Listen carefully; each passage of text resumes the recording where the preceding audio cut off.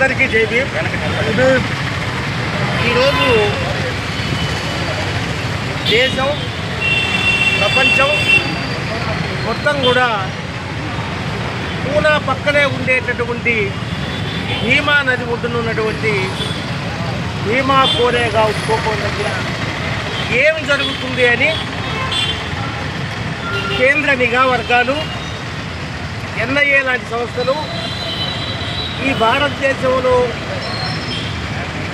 కేంద్ర ప్రభుత్వాన్ని పరిపాలించేటటువంటి కేంద్ర సర్కారు నాయకత్వాన్ని ఉండేటటువంటి నిఘా సంస్థలన్నీ అక్కడ నిఘా ఏర్పాటు చేసి ప్రతి ఒక్కళ్ళని క్షుణ్ణంగా వాళ్ళ కెమెరాల్లో బంధించి ఎవరు వస్తున్నారు, ఎందుకు వస్తున్నారు అనే విషయాన్ని ప్రపంచానికంతా చూపిస్తున్నారు. అదేవిధంగా దేశంలో చాలా ప్రాంతాల్లో చంద్రశేఖర్ ఆజాద్ నాయకత్వాన్ని కానీ, మాయావతి గారి నాయకత్వాన్ని కానీ, లేదా తిరుమావళవన్ నాయకత్వాన్ని కానీ, అట్లే ప్రకాష్ అంబేద్కర్ నాయకత్వాన్ని కానీ ఈ భీమా కోరేగావ్ అమరవీరుల స్మృతి చిహ్నం విస్మరించుకుంటూ సభలు, సమావేశాలు, ర్యాలీలు పెద్ద ఎత్తున జరుగుతున్నాయి. ఈరోజు పూణేకి ఒక 20 కిలోమీటర్ల దూరంలో ఉండేటటువంటి ఈ స్తూపం దగ్గర అంబేద్కర్ వారసుడు సుజాత్ ప్రకాష్ అంబేద్కర్ అంటే ప్రకాష్ అంబేద్కర్ కొడుకు నాయకత్వాన దాదాపు 1,00,000 మందితో ఒక సభ ప్రదర్శన జరుగుతూ ఉంది. అయితే మన వాళ్ళు 500 మంది 28,000 మంది సైనికుల్ని చంపేసి ఓడించి పీష్వాలకి రాజ్యానికి చరమగీతం పాడారు కాబట్టి మనం ఇది జరుపుకుంటున్నామని చెప్పి మనం అంతా అనుకుంటున్నాం. అయితే ఈరోజు అంతకంటే భయంకరమైన పరిస్థితులు మన ముందున్నాయి. నిన్న కాక మొన్న సుప్రీంకోర్టు చీఫ్ జస్టిస్గా మనవాడు, దళితుడు, బుద్ధిస్టు అని మనం అందరినీ సంకల్పించుకున్నటువంటి ఆయన అది నిర్వాహకం మీరు గమనించారా గమనించలేదా కానీ ఈరోజు మన ముందుండే ప్రమాదం అది. విశ్వాలతో ప్రమాదం లేదు, మనువాదంతో ప్రమాదం లేదు. వాళ్ళకి అడుగులకు మడుగులు వచ్చేటటువంటి స్వజాతి శత్రువులతోనే ఆయన రాసినటువంటి జడ్జిమెంట్లన్నీ, తీర్పులన్నీ మనువాదులకు అనుకూలంగా ఈ దేశంలో దళిత బహుజనులకు వ్యతిరేకంగా రాశారు. ఆయన కేటగరైజేషన్ దగ్గర ప్రారంభిస్తే దాన్ని క్రిమిలేయర్ అని చెప్పి పదే రిటైర్ అయిన తర్వాత కూడా చెప్పు క్రిమిలేయర్ కరెక్ట్ అంటున్నాడు. అంటే మనువాదులు దాదాపు 100 సంవత్సరాలుగా రిజర్వేషన్లకు వ్యతిరేకంగా ఏ వాదనైతే చేశారో ఆ వాదనని మన ఏళ్ళతో మన కళ్ళు పొడిపించే పని చేశారు. ఇది ఈరోజు మనకు ఉండేటటువంటి భయంకరమైన సన్నివేశం. అందుకే ఈరోజు మనకు భీమా కోరేగావ్ తీరు ఆదర్శం. వాళ్ళు ఇచ్చినటువంటి స్ఫూర్తితో ఇలాంటి మనువాద గెలిచారు, లేదా ఇలాంటి మనువాదులకి అడుగులకు మడుగులు వచ్చేటటువంటి స్వజాతి ద్రోహులు సరే ఇప్పుడు చాలా పదాలు అందరికీ తెలిసిన విషయాలు వచ్చినాయి. ఓవర్లు అంటున్నారు, ఏజెంట్లు అంటున్నారు, ద్రోహులు అంటున్నారు. వీళ్ళతో ఇప్పుడు చాలా ప్రమాదం. ఇప్పుడు మన ఉద్యమాలన్నీ ఏమైపోయినాయంటే ఇది ఈవెంట్ మేనేజ్మెంట్ అయినాయి. ఈరోజు 1వ తారీఖు ఒక సభ పెట్టాలా, ఒక సమావేశం చేయాలా, ఒక ఊరేగింపు చేయాలి, రైట్ అయితే ఇంకంతే. మళ్ళీ రేపు ఏప్రిల్ 14 వస్తుంది, లేదా డిసెంబర్ 6 వస్తుంది. ఇట్లా ఈవెంట్ మేనేజ్మెంట్ జరుపుకుంటున్నాను చెప్తే ఉద్యమ నిర్మాణంగా మనం చేయలేదు. ప్రధానంగా ఈ 2 తెలుగు రాష్ట్రాల్లో చాలా దౌర్భాగ్యమైన పరిస్థితి.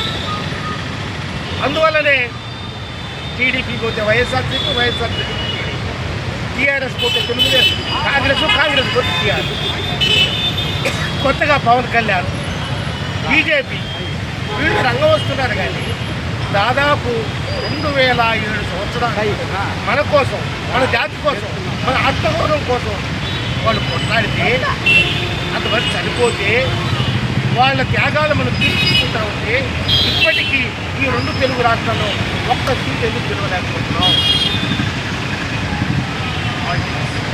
ఆలోచించుకోవాలి. ఎందుకంటే మీటింగుల్లో మనం మాట్లాడుకుంటున్నాం, సభలు పెట్టుకుంటున్నాం, సమావేశాలు పెట్టుకుంటున్నాం, సంఘాలు పెట్టుకుంటున్నాం. అందరినీ జాతీయ అధ్యక్షులు, ఇంతకుముందు అయితే రాష్ట్ర అధ్యక్షులు. 2 రాష్ట్రాలు అయిన తర్వాత మన వాళ్ళకి తెలివితేటలు చాలా తక్కువ. 2 రాష్ట్రాలు కాబట్టి జాతీయ అధ్యక్షులు ఈయనకి వీళ్ళందరూ చేస్తున్న పని ఏంటంటే, భయంకరమైన ఉద్యోగం ఏంటంటే, ఎన్నికలు రావడంతో పొడవాడ పార్టీలకి కొమ్ము కాస్తున్నారు, వాళ్ళు జెండాలు తీసుకొని తిరుగుతున్నారు, వాళ్ళకు డబ్బులు కమ్ముడు పోతున్నారు, మనల్ని అమ్మేస్తున్నారు. వాళ్ళు కొనడానికి సిద్ధంగా ఉన్నారు. ఈ దళితులే కదా రాష్ట్రపతి, ఈ దళితులే కదా చీఫ్ జస్టిస్, ఈ దళితులే కదా ముఖ్యమంత్రి, ఈ దళితులే కదా గవర్నర్ అని మన చేతులతో మన ఖర్చులు మన హక్కులు కత్తిరించేటటువంటి దుర్మార్గమైన విషయం. ఎందుకంటే బ్రాహ్మణిజానికి, మనువాదానికి ఉండేటటువంటి ఒక విచిరమైనటువంటి యత్నం అది. ఎందుకంటే బుద్ధుడు ఏం చేశాడో మనందరికీ, ఏ బ్రాహ్మణిజానికి వ్యతిరేకంగా బుద్ధుడు పోరాడాడు, ఆ బుద్ధుడు దశావతారన్నమాట. ఇప్పుడు బీజేపీ ప్రభుత్వం, ఆర్ఎస్ఎస్ ప్రభుత్వం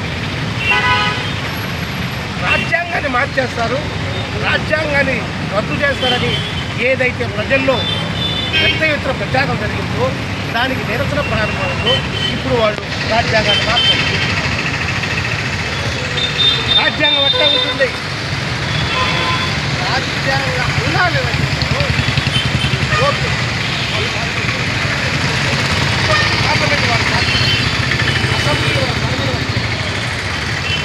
పోలీస్ డిపార్ట్మెంట్ వాళ్ళ స్వాధీనం అవుతారు, మిలిటరీ వాళ్ళ స్వాధీనం, ఉండేటటువంటి పారిశ్రామిక సంస్థలు లేకపోతే వ్యవసాయ ఇవన్నీ వాళ్ళ స్వాధీనంలో. కాబట్టి వీళ్ళు రాజ్యాంగం మార్చాల్సిన అవసరం ఏంటి? రాజ్యాంగం మారిస్తే ఒక రిపోర్ట్ ఒక తిరుగుబాటు జరగదు అనుకున్నటువంటి వీళ్ళు అదే రాజ్యాంగం ద్వారా ఎన్నికైనటువంటి వ్యక్తుల ద్వారా తమకు అనుకూలమైనటువంటి నిర్ణయాలు చేస్తుంది, అవి అమలు చేస్తారు.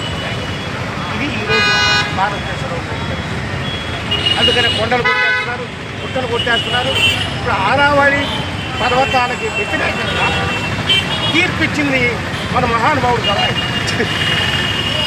పారిశ్రామికవేత్తలకు ఇచ్చుకోవచ్చు, 100 మీటర్ల లోపల కనుకుంటే అవి పర్వతాలు కాదు అని జడ్జిమెంట్ చెప్పి ఈ దేశాన్ని అతలాకుతలం చేసేటువంటి జడ్జిమెంట్. ఆరావళి పర్వతాలు కనుక మైనింగ్ కంటిన్యూ అయిపోతే భారతదేశం ఉండదు. ఇది ఒక అగ్నిగుండం అయిపోతుంది, పర్యావరణం పెద్ద ఎత్తున దెబ్బతింటుంది.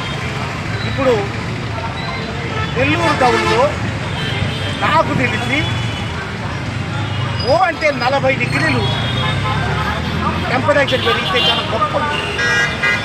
ఎప్పుడు 36, 37, 35 కంటే పెరిగింది. ఇప్పుడు మార్చిలోనే 42 వచ్చేస్తాం. మేము వచ్చేటప్పుడు కానీ 40, 40, 50 ఇది రామగుండంలో ఉండేది. ఇప్పుడు నెల్లూరుకు వచ్చింది. ఎందుకు వచ్చింది? ఈ పారిశ్రామిక వాడలు ఏవైతే వచ్చాయో వాటి వల్ల. అంటే పర్యావరణం మనకు సంబంధించిన కాదని మనం అనుకుంటున్నాం, కానీ ఇక్కడ ఉండేటువంటి సహజ సంపద హక్కుదారులు మనం. ఈ దేశం క్షేమంగా ఉండాలంటే, ఈ దేశంలో దళిత బహుజనులు క్షేమంగా ఉండాలంటే పర్యావరణం కాపాడబడాలి. దానికి వ్యతిరేకమైన జడ్జిమెంట్ ఇచ్చాడు బీఆర్ గవాయి. ఆయన బుద్ధిస్తుంది, ఆయన ఏం చేద్దాం. కాబట్టి మనం చాలా మునుము రాష్ట్రపతి ట్రైబల్ మరి ఇప్పుడు ఉండేటటువంటి మధ్య భారతంలో గనుల్ని స్వాధీనం చేసుకోవడం కోసం అక్కడ నుండి మావోయిస్టులు ఊచకోవడం వాళ్ళని అడవుల్లోంచి గిరిజనులు పెద్ద ఎత్తున అక్కడ మైనింగ్ జరుగుతూ ఉంది. మరి అదే ఆదివాసీ కదా ఈ మురుము, అవి ఏమైనా మాట్లాడుతుందా? మాట్లాడు అంటే ఇవేం మాట్లాడతారంటే రాముడు గుడి కట్టాలని, ఇవేం మాట్లాడతారంటే హిందూ ధర్మాన్ని కాపాడాలని. హైదరాబాద్లో హిందూ సేన పేరుతో ఆయుధాలు పంచారు, తలపాట్లు పంచారు. బహిరంగంగా అదంతా వీడియోలో కూడా ఉంది. వాళ్ళ మీద ఎవరి మీద తేడా పెట్టడం, వాళ్ళు ఎవరి మీద ఊపా పెట్టడం, వాళ్ళు ఎవరి మీద జైల్లో తీసుకెళ్ళి పెట్టడం. మనం మాత్రం భయపడి పిడికితనంతో బట్టలు వేసుకున్నాం, హాయిగా ఇంట్లో ఉన్నాం, కార్లు ఉన్నాయి, స్కూటర్లు ఉన్నాయి, పిల్లలు పెద్ద పెద్ద చదువులు చదువుకుంటున్నారు. మనం సేఫ్ జోన్లో ఉన్నామని మనం అనుకుంటున్నాం. ఇది భ్రమ. మనం సేఫ్ జోన్లోనే ఉన్నాం. రోజు రోజుకి మనం అబద్ధం వైపు పెట్టబడి, రోజు రోజుకి మనం ప్రమాదం వైపు పెట్టబడి. కాబట్టి హిమా కోనేగా అమరులను స్మరించుకునేటప్పుడు ఈ సందర్భంలో మన ముందుండే సవాలు ఏంటంటే మన ఆత్మగౌరవాన్ని కాపాడుకోవాలంటే నేను దళిత బహుజనులు ఈ దేశంలో ఆత్మగౌరవంతో బతకాలని చెప్పండి. ఈ దేశంలో రాజ్యాంగాన్ని మనం కాపాడుకోవాలి. రాజ్యాంగం పేరుతో రాజ్యాంగానికి తూట్లు పొడిచేటటువంటి చీదలు ఏవైతే చదువుకునే వాటిని ఎదుర్కోవాలి. దానికి తాడతందాన పాడేటటువంటి మనువాదుల చెంచాలు ఎవరైతే ఉన్నారో వీళ్ళని నరిగిపోతారు. అంతర్గత శత్రువులు మనం గమనించకుండా మనం బయట వాడుకోగలుగుతాం. కాబట్టి ఈరోజు అన్ని గ్రామాల్లో మన మస్తానని చెప్పినట్టుగా మనం బౌద్ధాన్ని పెద్ద ఎత్తున బౌద్ధం మన జీవన విధానం చేస్తుంది. అంబేద్కర్ గారిని పతాకాన్ని సమంతంగా నిలపాలని చెప్పండి. మన పార్టీ దళిత బహుజన పార్టీ రాజ్యాధికారాన్ని తీసుకుంటాం. ఇది మాత్రమే మన వృత్తి మార్గం అనేది మరొకటి కాదు. కాబట్టి ఈ సందర్భంగా మనం ఈ దేశంలో రాజ్యాంగాన్ని కాపాడుదామని ప్రజలు కోరుతున్నారు. ఈ దేశంలో దళిత బహుజన పాలన సాధిద్దామని చెప్పి ప్రజలు కోరుతాం. ఈ దేశంలో ఉండేటువంటి మనవాదాన్ని పూర్చుదాము, బౌద్ధ దేశాన్ని, బౌద్ధ రాష్ట్రాన్ని గుర్తిద్దామని ప్రజలు కోరుతామని చెప్పి మనమందరినీ అనుకోవాలని, ఆ విధంగా ప్రయాణం చేసేటప్పుడు మనందరం సంసిద్ధం కావాలని విజ్ఞప్తి చేస్తూ సహచరులు చాలామంది మనమందరూ బాబు చెప్పాడు ఐక్యంగా ఉంది. మనందరికీ ఐక్యత ఏంటంటే మనమందరం అంతరాగా మనమందరం ఐక్యంగా ఉందాం.